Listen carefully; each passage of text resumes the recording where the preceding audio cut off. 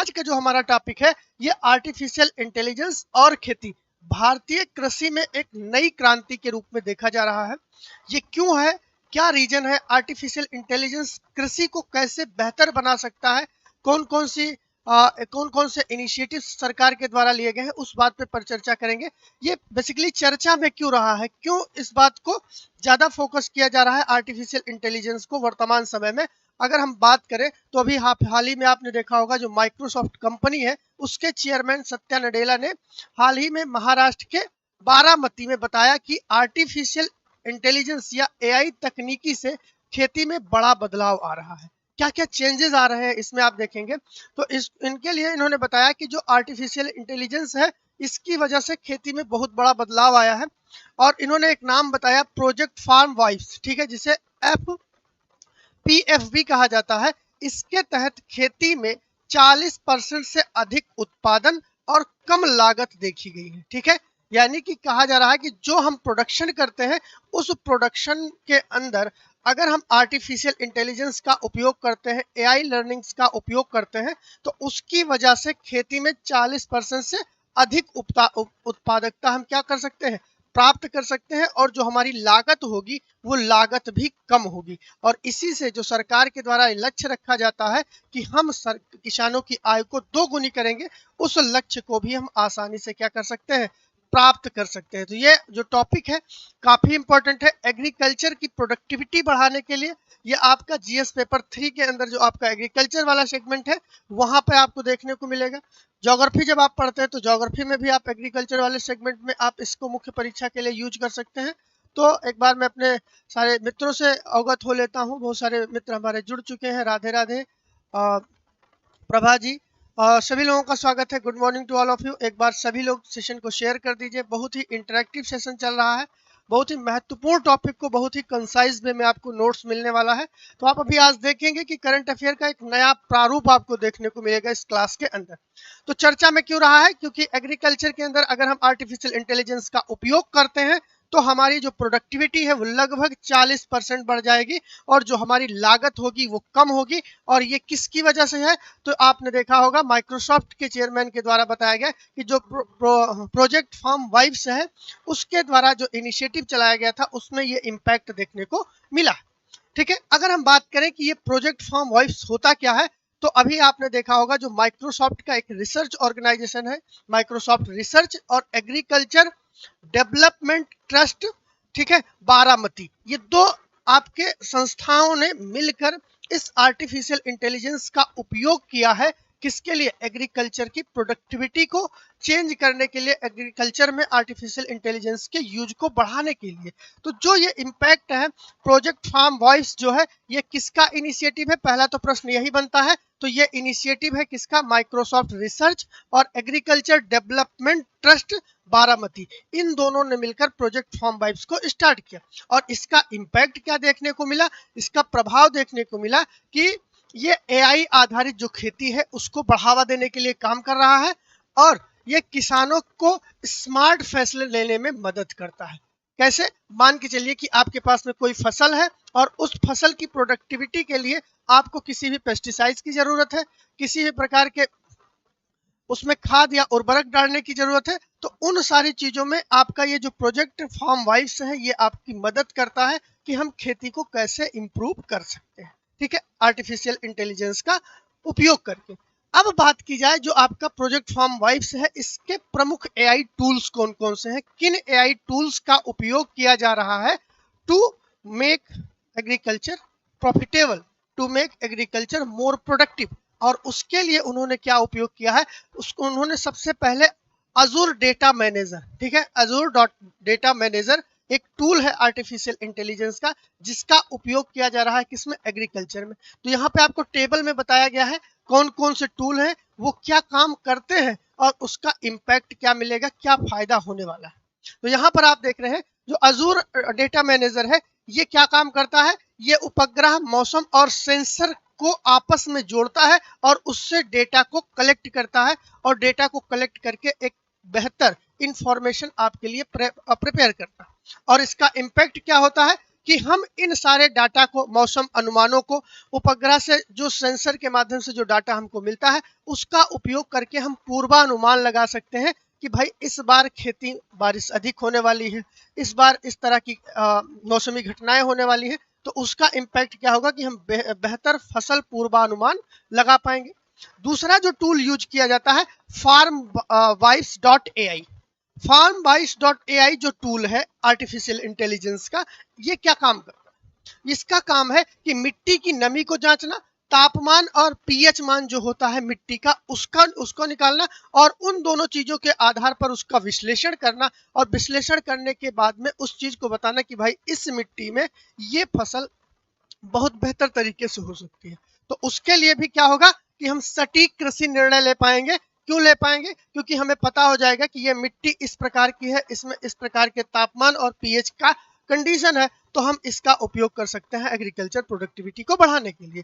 तो ये आपका एक टूल हो जाता है। उसके बाद में तीसरा जो टूल यूज होता है वो है एग्री पायलट एआई। जो एग्री पायलट एआई है, ये सबसे बड़ी किसानों के सामने समस्या क्या होती है? भाई कितना भी आर्टिफिशियल इंटेलिजेंस ला दिया जाए, मशीन लर्निंग ला दी जाए, लेकिन वो तभी प्रभावी हो पाएगा जब किसान उस चीज को समझ पाएगा, एक्सेसिबिलिटी और उसका नॉलेज होगा। तो ऐसी कंडीशन में जो स्थानीय भाषा है वो सबसे मतलब कि जो आपकी लैंग्वेज है, इंग्लिश लैंग्वेज में अगर सारी चीजें हैं तो वो किसानों के लिए एक बैरियर के रूप में काम करती है। तो जो एग्री पायलट एआई है, ये किसानों को स्थानीय भाषा में स्मार्ट सिफारिशें प्रदान करेगा। और जब उसके पास में सिफारिशें आएंगी, सिफारिश का मतलब कि उसके पास इंफॉर्मेशन आएगी कि हमें यहाँ पर क्या करने की जरूरत है, किन चीजों को हम ला सकते हैं, तो ऐसी कंडीशन में तकनीकी और पारंपरिक ज्ञान का मेल होगा और कृषि की प्रोडक्टिविटी क्या हो जाएगी? बढ़ जाएगी। तो इसी प्रोजेक्ट फॉर्म वाइव्स का उपयोग करके जो आपकी माइक्रोसॉफ्ट है और जो आपकी दूसरी कंपनी है, उन दोनों ने मिलकर देखा कि किसानों की आय में 40% का इंक्रीज देखने को मिल रहा है। गुड मॉर्निंग, सभी लोगों का स्वागत है। एक बार सभी लोग सेशन को शेयर कर दीजिए। बहुत ही महत्वपूर्ण चीजें आपको पढ़ाई जा रही हैं। हो सकता है कि आपको लगे कि ये चीजें उतना हमारे लिए रेलेवेंट नहीं है, लेकिन एक समय के बाद में आपको फील होगा कि ये जो कंटेंट आपको दिया जा रहा है इसके ऊपर कितनी मेहनत की जा रही है।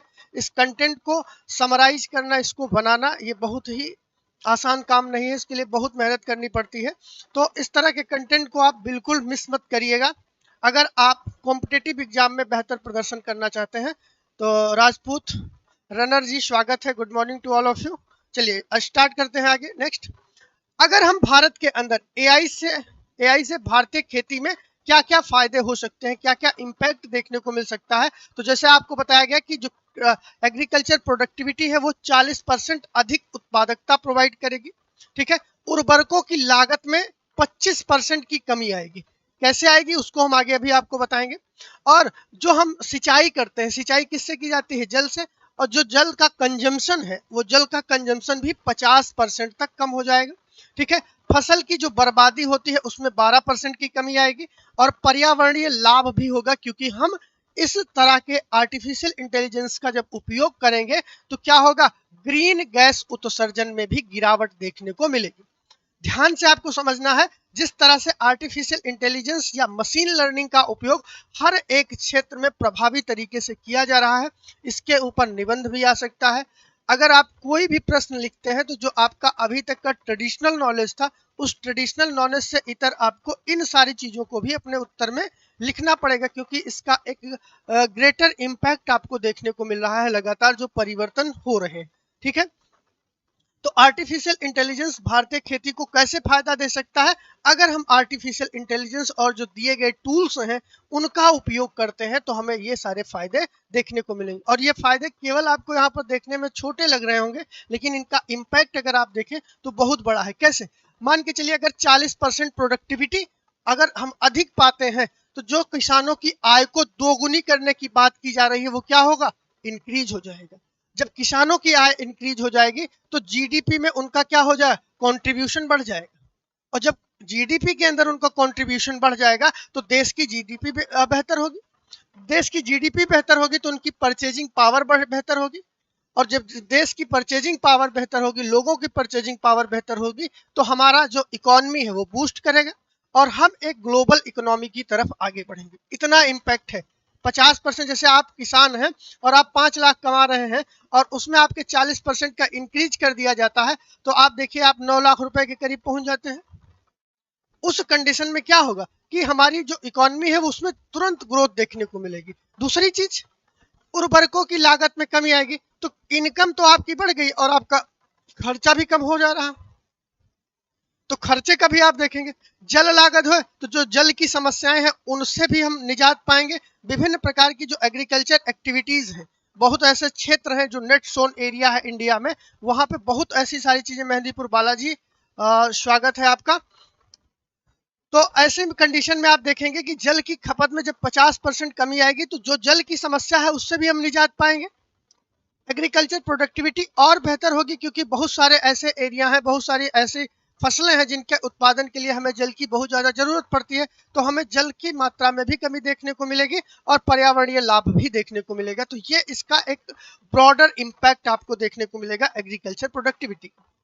अब अगर हम बात करें कि हम एआई को स्मार्ट कैसे बना सकते हैं, या एआई खेती को स्मार्ट कैसे बनाया जा सकता है, या आर्टिफिशियल इंटेलिजेंस का उपयोग करके एग्रीकल्चर को और बेहतर कैसे बनाया जा सकता है, क्या क्या काम किए जा सकते हैं, तो उस चीज को इस डायग्राम में दिखाया गया है। सबसे पहली चीज, हम जो स्मार्ट सिंचाई की बात कर रहे हैं, उस स्मार्ट सिंचाई को हम कैसे कर पाएंगे। तो जो आर्टिफिशियल टूल है उसके अंदर जो मिट्टी की नमी है और जो मौसम के हिसाब से पानी देने की बात है कि कितना पानी उसको देना चाहिए, ये सारी चीजें क्या होगा, इस एआई टेक्नोलॉजी का उपयोग करके हम आइडेंटिफाई करेंगे, और इससे क्या होगा कि जल की बचत होगी और उत्पादकता में बढ़ोतरी देखने को मिलेगी। वहीं अगर हम देखें कि कृषि के अंदर दूसरी सबसे बड़ी जो समस्या आती है वो कीट प्रबंधन की आती है। विभिन्न प्रकार के कीट जो होते हैं फसलों को खराब कर देते हैं, तो ऐसी कंडीशन में एआई, ड्रोन और सेंसर कीटों की निगरानी करने का काम करेगा। आपने देखा होगा कई बार, आप YouTube वगैरह पे देखे होंगे कि जो बहुत बड़े किसान होते हैं जो विभिन्न प्रकार की सब्जियों और इन सारी चीज़ों का उत्पादन करते हैं, तो वहाँ पर अपने यहाँ एक लिटमस पेपर का टेस्ट करते हैं, ठीक है। तो वहाँ पे वो आर्टिफिशियल इंटेलिजेंस पर आधारित जो होंगी वो कीट सेंसर और इन सारी चीज़ों की निगरानी होगी। इससे भी क्या होगा, कम कीटनाशक का उपयोग होगा और उपज में वृद्धि होगी, अधिक उपज हम प्राप्त कर पाएंगे। एक बार आप लोग बताइएगा सेशन में जो चीजें चल रही हैं समझ में आ रहा है कि नहीं, और एक बार सभी लोग अपनी नैतिक जिम्मेदारी समझते हुए सेशन को शेयर कर दीजिए। काफी क्वालिटेटिव कंटेंट आपको प्रोवाइड किया जा रहा है, तो इसका उपयोग आप बेहतर तरीके से कर सकते हैं। नेक्स्ट है आपका डिजिटल किसान हेल्प। डिजिटल किसान हेल्प एक प्रकार का एआई चैट बोर्ड होता है। चैट बोर्ड का मतलब समझते हैं, जैसे आपने कभी किसी वेबसाइट पे विजिट करते हैं तो ऑटोमेटिक वहां पे हेलो सर, आप क्या इंफॉर्मेशन चाहते हैं, इस इंफॉर्मेशन के लिए 1 दबाइए, 2 दबाइए, 3 दबाइए, ऐसे चीजें आती रहती हैं, तो उसे क्या बोला जाता है, चैट बोर्ड बोला जाता है। तो अभी अगर हम आर्टिफिशियल या एआई चैट बोर्ड जो अभी हाल ही में लॉन्च किया गया है, जिसे हम पीएम किसान योजना के तहत जानते हैं, ये सारी योजनाओं की जानकारी प्रदान करेगा किसानों को। किसानों के पास में इंफॉर्मेशन आएगी, क्योंकि बहुत सारी चीजें उनको पता नहीं होती हैं, तो ऐसी कंडीशन में क्या होता है कि वो उनका उपयोग नहीं कर पाते। तो जब एआई डिजिटल किसान हेल्पलाइन जब बनेगा एआई चैटबॉट के माध्यम से, तो वो कृषि से संबंधित जितनी भी योजनाएं हैं, जो भी चीजें सरकार के द्वारा की जा रही हैं, उनका उपयोग करके वो बेहतर जानकारी प्रदान करने का काम करेगा, और इससे क्या होगा, किसानों को अधिक ज्ञान मिल जाएगा, ठीक है, नॉलेज उनकी बढ़ेगी। साथ ही साथ एआई प्लस एआई ड्रोन जो होते हैं, ड्रोन आप जान ही रहे हैं, प्लस में जो सेंसर होता है, इन दोनों की मदद से हम क्या करेंगे, उर्वरकों और कीटनाशकों का जो छिड़काव है वो हम बहुत सटीक तरीके से कर पाएंगे। आपने कई बार यूट्यूब वगैरह पे देखा होगा कि किस प्रकार से ड्रोन के माध्यम से जो आपके पेस्टिसाइड्स होते हैं उनको खेतों में छिड़का जाता है, किस प्रकार से उनको डाला जाता है। इससे क्या होगा कि वो क्योंकि उसके पास में सेंसर रहेगा, सेंसर ये इस चीज को आइडेंटिफाई कर पाएगा कि हमें कहाँ पे ज्यादा पेस्टिसाइड डालने की जरूरत है, कहाँ पे ज्यादा उर्वरक डालने की जरूरत है, और इससे हम बेहतर खेती कर पाएंगे, यानी कि हमारी लागत कम होगी और मुनाफा हमारा अधिक होगा। तो ये है आर्टिफिशियल इंटेलिजेंस का अगर उपयोग हम स्मार्ट खेती के रूप में करते हैं। ये वो टॉपिक है जो आपके मेंस और प्री दोनों एग्जाम के लिए बहुत ही इंपॉर्टेंट है। अगर आप यूपीएससी की प्रिपरेशन कर रहे हैं तो उसके लिए तो ये सोने पे सुहागा है, ठीक है।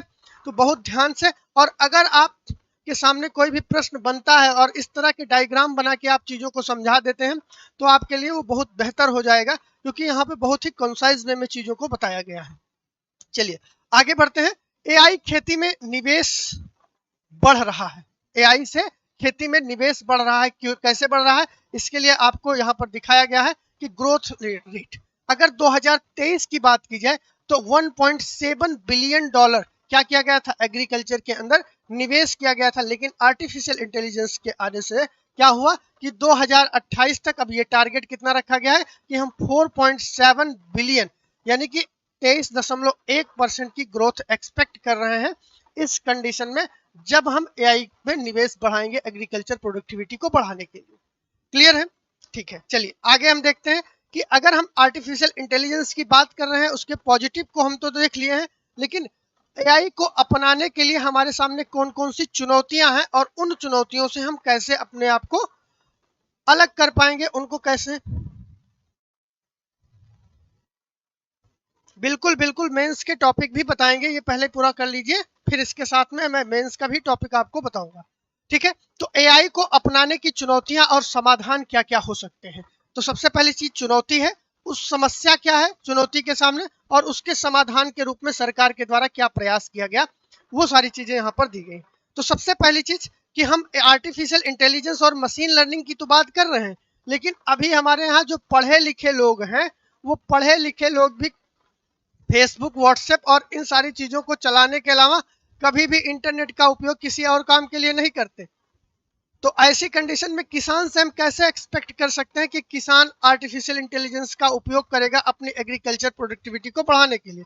तो उसके लिए जरूरत होगी कि हमें उनको डिजिटली साक्षर बनाने की जरूरत होगी, यानी कि डिजिटल साक्षरता की कमी को हमें बेहतर करना होगा, सुधार करना होगा। तो इसके लिए क्या होगी कि इसमें क्या होता है कि डिजिटल साक्षरता की कमी की वजह से किसानों को एआई को समझने में दिक्कत होती है।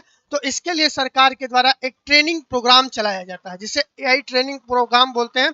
और ये परियोजना का क्या नाम है, तो NEGPA। ठीक है, NEGPA योजना जो है वो सरकार के द्वारा चलाई जाती है to make awareness of farmer.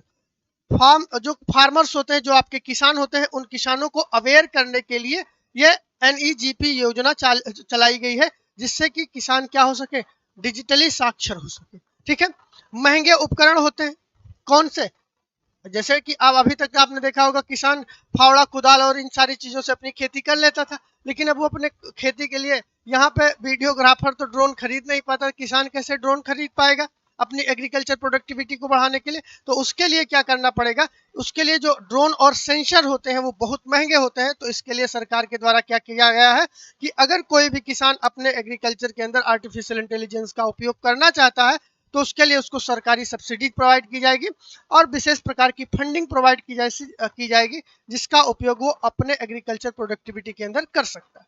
ठीक है, एक और चीज है, इंटरनेट का पेनिट्रेशन नहीं है, ग्रामीण इलाकों में नेटवर्क की दिक्कत रहती है। तो उसके लिए PM वाणी और भारत इंटरनेट वाईफाई हब, इन दो चीजों पहलों को सरकार के द्वारा किया गया है।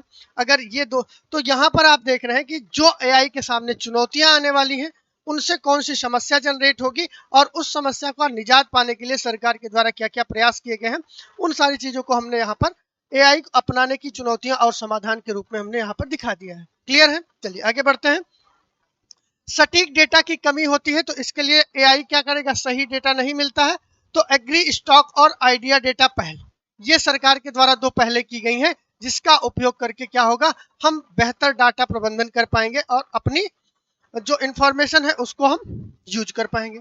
ठीक है, तो कुल मिला के अगर हम देखें आगे की राह के रूप में कि खेती को एआई से कैसे बेहतर बनाया जा सकता है, तो उसके लिए हमें 4 पैरामीटर्स पे काम करना पड़ेगा। पहला पैरामीटर है कि हमें डिजिटल अवसंरचना, जो आपका डिजिटल इंफ्रास्ट्रक्चर है, उसको मजबूत करना पड़ेगा। और उसको कैसे हम कर पाएंगे, गाँव के अंदर वाईफाई हब बनाए जाएं, जिससे कि किसानों को इंटरनेट कनेक्टिविटी के ऊपर किसी के ऊपर निर्भर ना होना पड़े। साथ ही साथ किसानों की ट्रेनिंग भी होनी चाहिए, वो एआई को कैसे जोड़ सकते हैं, एआई की इंफॉर्मेशन प्रोवाइड की जाए। स्टार्टअप्स को बढ़ावा देना चाहिए जो कि एग्रीकल्चर के अंदर आर्टिफिशियल इंटेलिजेंस का उपयोग करके खेती को कर सके। ठीक है, और इसके लिए डिजिटल कृषि मिशन जो कि 2021 से 2025 के लिए बनाया गया है, वो इम्प्लीमेंट हो रहा है। और साथ ही साथ एआई अनुसंधान केंद्रों को भी इफेक्टिव करना पड़ेगा, जिससे कि भारत की कृषि जलवायु के अनुकूल आर्टिफिशियल इंटेलिजेंस को क्या किया जाए, उसके मॉडल को विकसित किया जाए। ठीक है, तो निष्कर्ष क्या है कि क्या आर्टिफिशियल इंटेलिजेंस का क्या एआई खेती का भविष्य हमारे यहाँ देखने को मिलता है? तो यहाँ पे आप कह सकते हैं बिल्कुल। हमारे यहाँ अगर प्रॉपर तरीके से पॉलिसी इंप्लीमेंटेशन बेहतर हो, सरकारी सहयोग मिलता रहे, तो एग्रीकल्चर प्रोडक्टिविटी और सपोर्ट के आधार पर हम 100% कह सकते हैं कि आर्टिफिशियल जो एग्रीकल्चर है उसका भविष्य भारत के अंदर है। ठीक है, एआई खेती में क्या होगी? सस्ती होगी, टिकाऊ होगी और पर्यावरण के अनुकूल भी बनाई जा सकती है। तो हमें क्या करना है? एआई को अपनाएं, खेती की नई ऊंचाइयों पर इसको ले जाएं। इस स्टेटमेंट के साथ में आर्टिफिशियल इंटेलिजेंस के बारे में हमने बहुत विस्तृत तरीके से समझा कि आर्टिफिशियल इंटेलिजेंस खेती को कैसे बेहतर बना सकता है। ये आपका आर्टिकल था। ठीक है, अब आप देखिए इसका यूटिलाइजेशन क्या होगा। तो सबसे पहली चीज कि आर्टिफिशियल इंटेलिजेंस जिस प्रकार से पेनिट्रेट हो रहा है उसका इम्पैक्ट आपको देखने को मिलेगा हर एक एग्जाम में। कोई भी प्रश्न बनेगा तो अब वहां पर आप एआई को एक नए टूल के रूप में दिखा सकते हैं। चाहे चिकित्सा का क्षेत्र हो, शिक्षा का क्षेत्र हो, कृषि का क्षेत्र हो, जितने भी क्षेत्र होंगे वहां पे हर जगह आर्टिफिशियल इंटेलिजेंस का उपयोग आपको देखने को मिलेगा। पहली चीज। दूसरा, जो मुख्य परीक्षा आप लिखते हैं तो मुख्य परीक्षा में सीधा सीधा प्रश्न पूछा जा सकता है कि भारतीय कृषि को बेहतर बनाने के लिए, भारतीय कृषि को बेहतर बनाने के लिए, बेहतर बनाने के लिए आर्टिफिशियल इंटेलिजेंस किस प्रकार से सहयोगी हो सकता है या किस प्रकार से उसको बेहतर कर सकता है। ठीक है, या दूसरा प्रश्न बन सकता है कि किसानों की आय को दुगुनी करने में, किसानों की आय को दुगुनी करने में एआई किस प्रकार से सहायक है। ठीक है, इस प्रकार के बहुत सारे प्रश्न बन सकते हैं मुख्य परीक्षा के पॉइंट ऑफ व्यू से। और जब मुख्य परीक्षा के पॉइंट ऑफ व्यू से इस तरह के प्रश्न बनते हैं तो वहां पे आपको हर एक चीज को बहुत बेहतर तरीके से समझा देना है कि क्या क्या चीजें हैं, किसका क्या इम्पैक्ट है, कैसे ये प्रभावी हो रही है। आई होप चीजें आपको समझ में आ रही होंगी।